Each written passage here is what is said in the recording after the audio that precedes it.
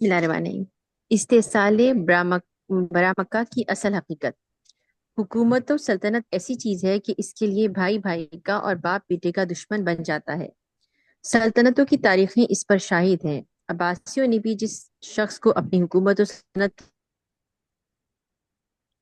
قتل کر دی، منصور نے اب وہ حکومت و سلطنت کو اپنے قبضے میں لانا چاہتا ہے تو فوراً اس کا قصہ پاک کر دیا۔ بادشاہوں کی اس عادت اور روش خاص سے کبھی کبھی ان کے مصاحب اور اہل کار ناجائز فائدہ بھی اٹھا لیا کرتے ہیں، یعنی جس شخص کو وہ بادشاہ کے ہاتھ سے نقصان پہنچانا چاہتے ہیں اس کی نسبت عموماً بغاوت ہی کا الزام ثابت کرنے کی کوشش کیا کرتے ہیں۔ منصور کا حاجب یعنی افسر باڈی گارڈ ربی بن یونس تھا،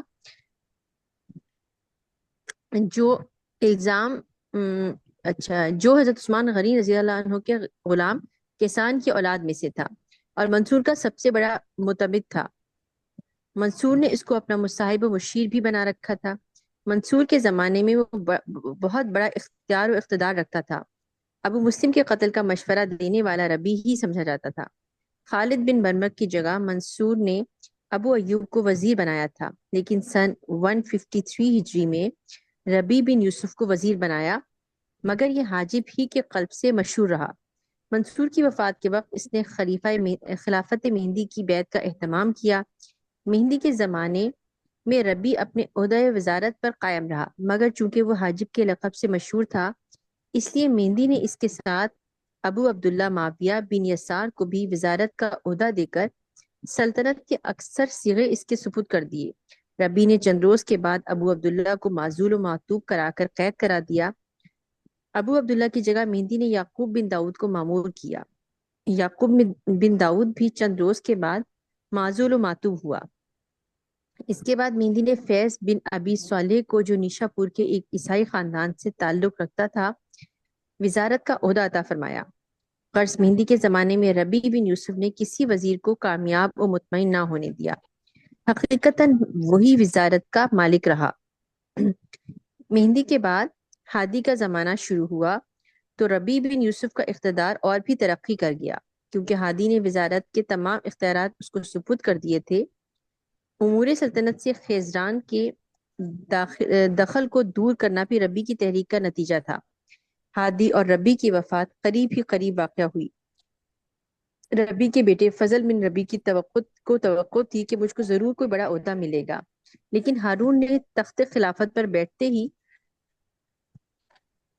سلطنت کا تمام و کمال انتظام یحییٰ بن خالد کے سپرد کر دیا۔ یحییٰ بن خالد ابو مسلم کے گروہ کا آدمی تھا۔ جیسا کہ اوپر بیان ہو چکا ہے کہ وہ ربی بن یوسف سے سخت عداوت رکھتا تھا، کیونکہ ربی ایک طرف قتل ابو مسلم کا محرک تھا، دوسری طرف یحییٰ کے باپ خالد بن برمک کی نفرت کی نظر سے دیکھنے اور وزارت کے معزول کرا کر اپنے دوست ابو ایوب کو اس جگہ مقرر کرانے والا تھا۔ یحییٰ بن خالد نے فضل بن ربی کو کوئی عہدہ نہ دلوایا اور حاجب کے عہدے پر قائم رکھ کر اس عہدے کے تمام اختیارات چھین کر فضل بن ربی کو عضو معطل بنا دیا۔ اب غالباً یہ بات بآسانی سمجھ میں آ جائے گی کہ خاندان برمک اور فضل بن ربی کی عداوت بہت پرانی اور مستحکم عداوت تھی۔ جوں برمکیوں کا عروج ہوتا گیا اور ان کا اقتدار بڑھتا گیا، فضل بن ربی کی عداوت اور حسد نے ضرور ترقی کی، مگر وہ اس لیے کہ ہارون کو اس خاندان پر حد سے زیادہ اعتماد تھا، اس کا کچھ نہیں بگاڑ سکا۔ ایسی حالت میں فضل بن ربی کے لیے ایک ہی راہ عمل تھی کہ وہ برامکہ کی بے وفائی، غداری اور بغاوت کے ثبوت تلاش کرے، اور اگر کوئی ایسی بات مل جائے تو خلیفہ کو ان سے بدگمان بنا کر اپنا مقصد دلی حاصل کرے۔ برمکی چونکہ تجربہ کار، ہوشیار اور بہت چوکس رہنے والے تھے، اس لیے فضل بن ربی کو کوئی موقع نہیں مل سکتا تھا کہ وہ ان کو مہتمم کرے۔ لیکن وہ مہتمم کسے کہتے ہیں سر؟ متہم متہمم، سوری متہمم ہے، متہمم نہیں، متہمم ہے۔ متہم جی سر، کیا کیا؟ جی متہم سر کے متہم، اوکے۔ کسی کو ڈاؤٹ سر فل انٹرنیم کیا بنانا، ہے؟ کسی کو ڈاؤٹ فل بنانا۔ اوکے اوکے، لیکن وہ ان کے اعمال و افعال کو مطالعہ کرتا رہتا تھا۔ برمکیوں نے اپنی ثقافت اور زرباشی کے ذریعے سے اپنے اس قدم درد ہوا خواہ بنا لیے تھے کہ فضل بن ربیع اپنے لیے کوئی رازدار بھی تلاش نہیں کر سکتا تھا۔ ہارون رشید اس قدیمی و خاندانی حقوق کو مد نظر بھی تھا، مگر اس کی ماں خیزران بھی چونکہ فضل اور اس کے باپ ربی سے ناراض تھی اور اس میں یحییٰ اس کا شریک تھا، لہذا خیزران نے بیٹے کو اس ارادے سے باز جب خیزران کا سن 174 ہجری میں انتقال ہو گیا تو ہارون نے فضل بن ربی کو حساب و کتاب کے دفتر کا محتمم بنا دیا اور اب فضل بن ربی کو کسی قدر پہلے سے زیادہ رسوخ حاصل ہو گیا۔ یحییٰ بن عبداللہ جب یہ کیا تھا سر، دلیم دل دیلم تھا نا، یہ ورڈ کیا تھا، دیلم تھا نا سر، یہ دا یا لام میم، دیلم ہاں دیلم ہے، دیلم کی دیلم ہاں ٹھیک ہے جب دیلم سے فضل بن جعفر کے ساتھ آئے تو ہارون رشید نے عہد نامہ لکھ دینے کے باوجود ان کو قید کرنا چاہا اور اس معاملے میں اول فقہا سے فتویٰ کیا۔ یہ خبر سن کر برمکیوں نے یحییٰ بن عبداللہ کے موافق کی خدمت میں سفارشیں کی، کیونکہ وہ ابو مسلم خراسانی کی عقیدے پر قائم اور اہل بیت کے در پر وہ حامی و مددگار تھے۔ ہارون نے جعفر بن یحییٰ کی نگرانی میں یحییٰ بن عبداللہ کو دے دیا اور کہہ دیا کہ تم ہی ان کو اپنے پاس نظر بند رکھو۔ جعفر نے یحییٰ بن عبداللہ کو بڑی عزت و آرام سے اپنے یہاں رکھا۔ سن 180 ہجری میں جب ہارون رشید نے علی بن عیسیٰ کو خراسان کا گورنر بنا کر بھیجا تو یحییٰ بن خالد نے، جیسا کہ اوپر ذکر ہو چکا ہے، کہ علی کے اس تقرر کی مخالفت کی۔ یہ غالباً ہارون رشید کا پہلا کام تھا جو اس نے یحییٰ بن خالد کی منشا اور خواہش کے خلاف کیا۔ یحییٰ اور اس کے بیٹے اور اس کے رشتہ دار چونکہ تمام ملکوں میں چھائے ہوئے تھے، لہٰذا برمکیوں نے علی بن عیسیٰ کو خراسان میں چین سے نہ بیٹھنے دیا۔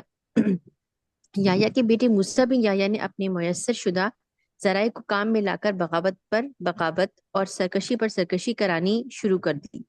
علی بن عیسیٰ کو اتفاقاً اس کا حال معلوم ہو گیا کہ خراسان میں یہ بدامنی کس کے اشارے پر ہو رہی ہے، تو اس نے ہارون رشید کی خدمت میں یحییٰ بن موسیٰ کی شکایت لکھ بھیجی۔ اس شکایت اور یحییٰ کی اس مذکورہ مخالفت نے مل کر ہارون رشید کے دل میں ایک خیال اور شبہ پیدا کر دیا، جس کا نتیجہ تھا کہ جب برمکیوں کے اہتمام خاص سے علی بن عیسیٰ کی نسبت یہ خبریں دارالخلافت میں پہنچنی شروع ہوئیں کہ علی بن عیسیٰ بغاوت پر آمادہ ہے اور خلیفہ کے خلاف تیاریاں کر رہا ہے، تو ہارون رشید نے کسی امیر یا سپہ سالار کو اس طرف نہیں بھیجا، بلکہ بذات خود فوج لے کر خراسان کی طرف روانہ ہوا اور رئی میں پہنچ کر مقام کیا۔ یہ سن 186 ہجری کا واقعہ ہے۔ ابھی تک ہارون رشید کو محض شبہ ہی شبہ تھا، وہ برمکیوں کی نسبت کوئی بدگمانی نہیں رکھتا تھا۔ اس کو یہ معلوم ہو چکا تھا کہ علی بن عیسیٰ کے خراسان میں رہنے کو برمکہ ناپسند کرتے ہیں۔ جب علی بن عیسیٰ نے موسیٰ بن یحییٰ اور یحییٰ بن خالد کے دوسرے بیٹوں اور رشتہ داروں کی شکایت لکھ کر بھیجی کہ یہی لوگ خراسان میں بدامنی پیدا کر رہے ہیں، تو ہارون کی گہری توجہ مسئلہ خراسان کی طرف منعطف ہو گئی۔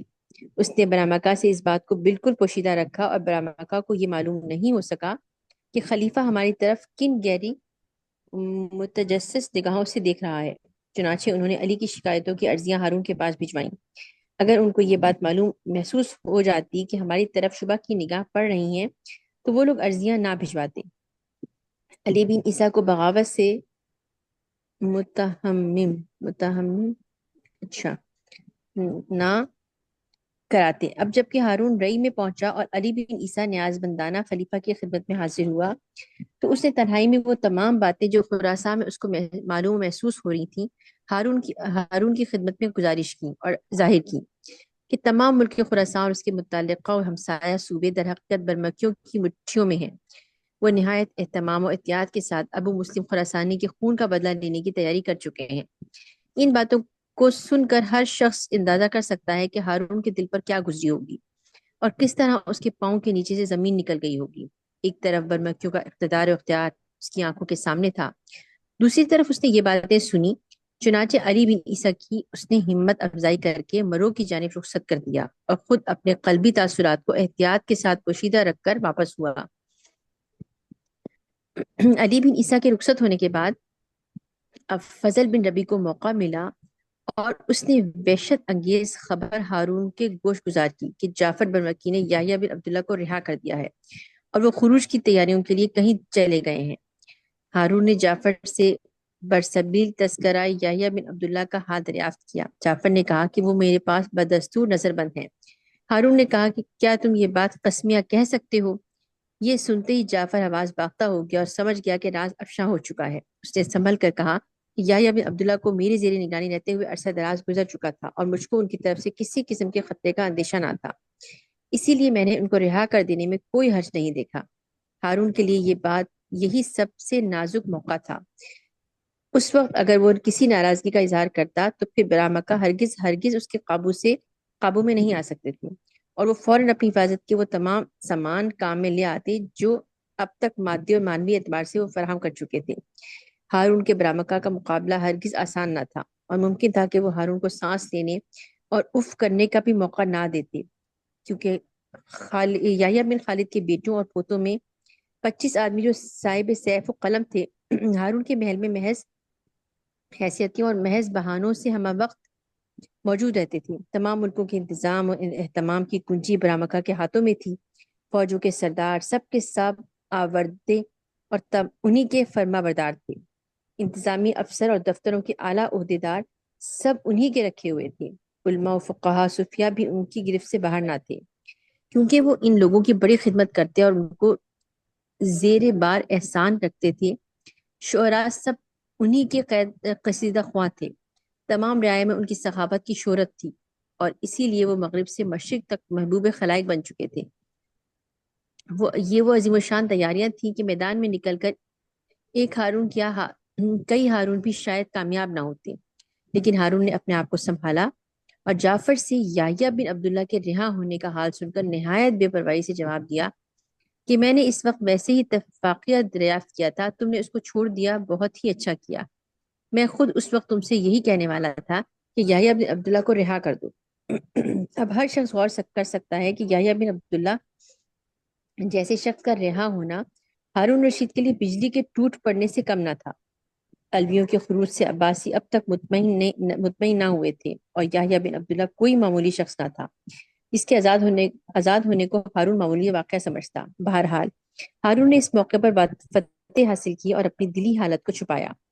اسی زمانے میں اتفاقی واقعہ پیش آیا کہ جعفر کے یہاں کسی ضیافت کے موقع پر اکثر اراکین سلطنت اور ایرانی و نسل سردار بھی موجود تھے۔ اس جلسے میں کسی شخص نے کہا کہ ابو مسلم نے کیسی قابلیت سے سلطنت کو ایک طرف سے دوسرے خاندان میں منتقل کر دیا۔ جعفر نے یہ سن کر کہا کہ یہ کوئی زیادہ قابل تعریف کام نہ تھا، کیونکہ 6 لاکھ آدمیوں کا خون بہا کر ابو مسلم نے یہ کام انجام دیا۔ قابلیت اور خوبی کی بات تو یہ ہے کہ سلطنت ایک خاندان سے دوسرے خاندان میں تبدیل ہو جائے اور کسی کو کانوں کان خبر نہ ہو۔ اس جلسے میں کوئی ایسا شخص بھی موجود تھا جس نے یہ تمام گفتگو ہارون رشید کو سنائی اور اس کو یقین ہو گیا کہ جعفر برمکی خود ایسا کرنا چاہتا ہے۔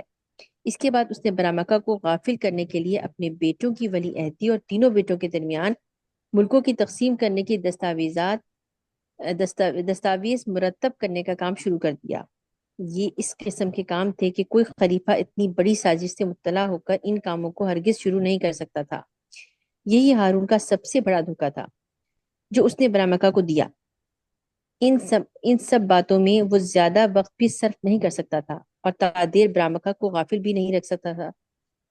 چنانچہ سن 186 ہجری کے آخری مہینوں میں وہ رئی سے واپس ہوا، مؤتمن کی ولی عہدی کی بیعت کی، تقسیم نامہ لکھا، امیر اور مامون کے عہد نامے لکھا کر دستخط کرائے، حج کے لیے گئے، خانہ کعبہ میں عہد نامے کو لٹکایا اور لوگوں میں خیرات کی، مدینہ منورہ میں آ کر انعامات و خیرات تقسیم کر کے واپس ہوا اور مقام انبار میں پہنچ کر یکایک محرم سن 187 ہجری کی آخری تاریخ وقت شب، جس کی صبح یکم ماہ سفر تھی، جعفر کو قتل کر کے اس کے باپ اور بھائیوں کو قید کر لیا اور کسی کو کوئی حرکت کرنے کا مطلق موقع نہیں دیا۔ مقام انبار میں پہنچ کر ہارون رشید نے ایک روز رات کے وقت موقع نہیں دیا۔